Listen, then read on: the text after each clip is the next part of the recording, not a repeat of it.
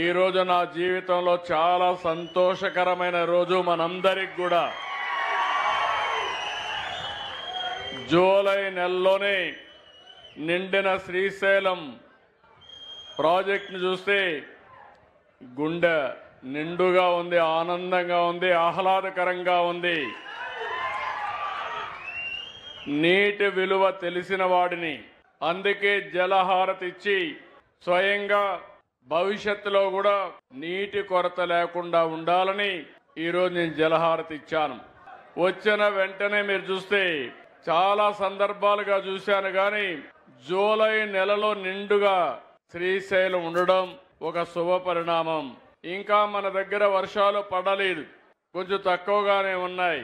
పైన వర్షాలు పడ్డాయి, ఆ వర్షాల వల్ల ఎక్కువ వరద నీళ్లు వచ్చాయి.